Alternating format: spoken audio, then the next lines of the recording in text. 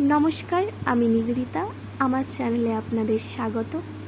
আজকে আমার চ্যানেলে প্রথম যে গল্পটি পাঠ করে শোনাবো সেটি মানিক বন্দ্যোপাধ্যায়ের লেখা নদীর বিদ্রোহ।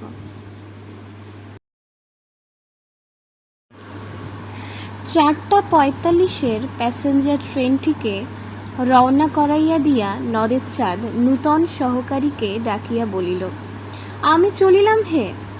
নূতন সহকারী একবার মেঘাচ্ছন্ন আকাশের দিকে চাহিয়া বলিল, আগে হ্যাঁ। নদের চাঁদ বলিল, আর বৃষ্টি হবে না, কি বলো? নূতন সহকারী একবার জলে জলময় পৃথিবীর দিকে চাহিয়া বলিল, আগে না। নদের চাঁদ লাইন ধরিয়া 1 মাইল দূরে নদীর উপরকার ব্রিজের দিকে হাঁটিতে লাগিল। 5 দিন অবিরত বৃষ্টি হইয়া আজ এই বিকালের দিকে বর্ষণ থামিয়াছে। 5 দিন নদীকে দেখা হয় নাই। নদের চাঁদ ছেলে মানুষের মতো ঔৎসুক্য বোধ করিতে লাগিল। আকাশে যেমন মেঘ করিয়া আছে, হয়তো আবার কিছুক্ষণের মধ্যেই প্রবল ধারায় বর্ষণ শুরু হইয়া যাইবে, তা হোক। ব্রিজের এক পাশে আজ চুপচাপ বসিয়া কিছুক্ষণ নদীকে না দেখিলে সে বাঁচিবে না। 5 দিনের আকাশ ভাঙা বৃষ্টি না জানি নদীকে আজ কি অপরূপ রূপ দিয়াছে। দুদিকে মাঠঘাট জলে ডুবিয়া গিয়াছিল। রেলের উঁচু বাঁধ ধরিয়া হাঁটিতে হাঁটিতে দুপাশে চাহিয়া চাহিয়া নদের চাঁদ নদীর বর্ষণ পুষ্ট মূর্তি কল্পনা করিবার চেষ্টা করিতে লাগিল। 30 বছর বয়সে নদীর জন্য নদের চাঁদের এত বেশি মায়া একটু অস্বাভাবিক। কেবল বয়সের জন্য নয়, ছোট হোক তুচ্ছ হোক, সে তো একটা স্টেশনের স্টেশন মাস্টার।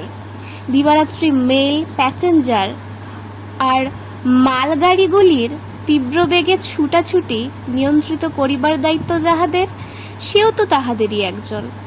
নদীর জন্য এমনভাবে পাগলা হওয়া কি তার সাজে? নদের চাঁদ সব বোঝে, নিজেকে কেবল বুঝাইতে পারে না। নিজের এই পাগলামিতে যেন আনন্দই উপভোগ করে। অস্বাভাবিক হোক, নদীকে এভাবে ভালোবাসিবার একটা কৈফিয়ত নদের চাঁদ দিতে পারে। নদীর ধারে তার জন্ম হইয়াছে, নদীর ধারে সে মানুষ হইয়াছে, চিরদিন নদীকে সে ভালোবাসিয়াছে। দেশের নদীটি তার হয়তো এই নদীর মতো এত বড় ছিল না, কিন্তু শৈশবে, কৈশোরে আর প্রথম যৌবনে বড় ছোটর হিসাব কে করে? দেশের সেই ক্ষীণস্রোতা নির্জীব নদীটি অসুস্থ দুর্বল আত্মীয়ার মতোই তার মমতা পাইয়াছিল। বড় হইয়া একবার অনাবৃষ্টির বছরে নদীর ক্ষীণস্রোত ধারাও প্রায় শুকাইয়া যাইবার উপক্রম করিয়াছে দেখিয়া সে প্রায় কাঁদিয়া ফেলিয়াছিল। দুরারোগ্য ব্যাধিতে ভুগিতে ভুগিতে পরমাত্মীয়া মরিয়া যাওয়ার উপক্রম করিলে মানুষ যেমন কাঁদে, ব্রিজের কাছাকাছি আসিয়া প্রথমবার নদীর দিকে দৃষ্টিপাত করিয়াই নদের চাঁদ স্তম্ভিত হইয়া গেল। 5 দিন আগেও বর্ষার জলে পরিপুষ্ট নদীর পঙ্কিল জলস্রোতে সে চাঞ্চল্য দেখিয়া গিয়াছে, কিন্তু সে চাঞ্চল্য যেন ছিল পরিপূর্ণতার আনন্দের প্রকাশ। আজ যেন সেই নদী খেপিয়া গিয়াছে।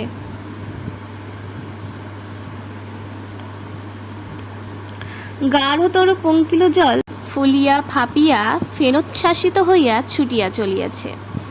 এতক্ষণ নদের চাঁদ একটি সংকীর্ণ ক্ষীণস্রোতা নদীর কথা ভাবিতেছিল।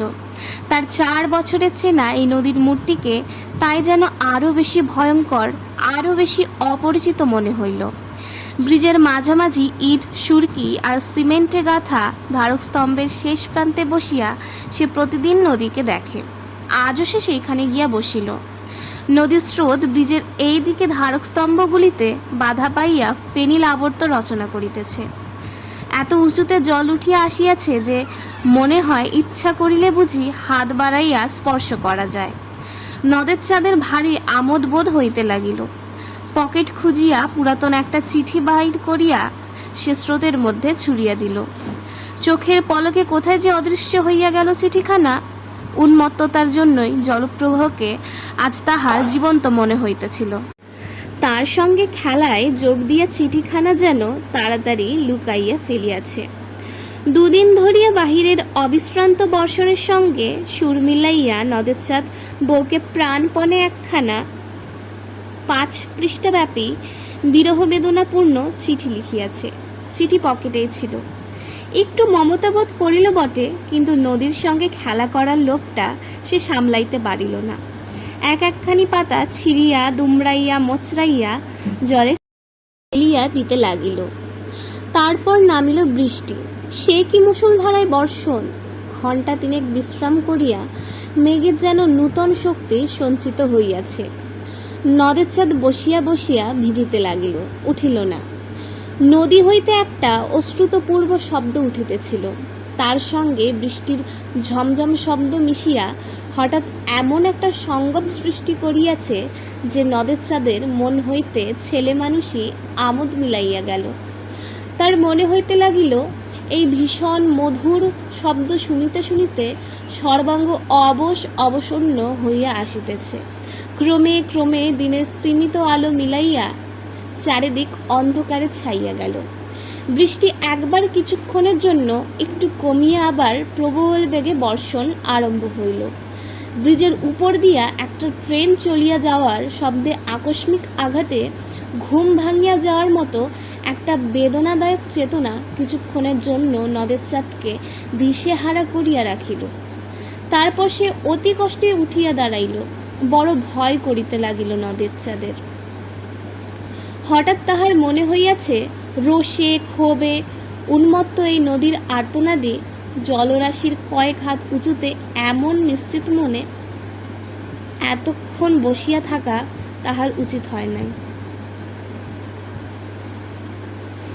হোক ইট সুরকি সিমেন্ট পাথর লোহালক করে গড়া ব্রিজ, যে নদী এমনভাবে খেপিয়া যাইতে পারে তাহাকে বিশ্বাস নাই। অন্ধকারে অতি সাবধানে লাইন ধরিয়া হাঁটিতে হাঁটিতে নদের চাঁদ স্টেশনের দিকে ফিরিয়া চলিল। নদীর বিদ্রোহের কারণ সে বুঝিতে পারিয়াছে। ব্রিজটা ভাঙিয়া ভাসাইয়া লইয়া দুপাশে মানুষের হাতে গড়া বাঁধ চুরমার করিয়া সে স্বাভাবিক গতিতে বহিয়া যাইবার পথ করিয়া লইতে চায়।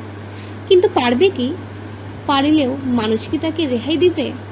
আজ যে ব্রিজ আর বাঁধ সে ভাঙিয়া ফেলিবে, কাল মানুষ আবার সেই ব্রিজ আর বাঁধ গড়িয়া তুলিবে।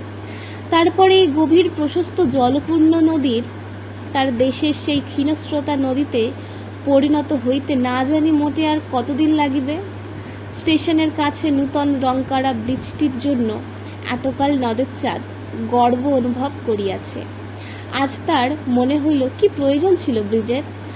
বোধ হয় এই প্রশ্নের জবাব দিবার জন্যই পিছন হইতে 7 নং ডাউন প্যাসেঞ্জার ট্রেনটি নদের চাঁদকে পিষিয়া দিয়া চলিয়া গেল ছোট স্টেশনটির দিকে। নদের চাঁদ 4 বছর যেখানে স্টেশন মাস্টারি করিয়াছে এবং বন্দি নদীকে ভালোবাসিয়াছে,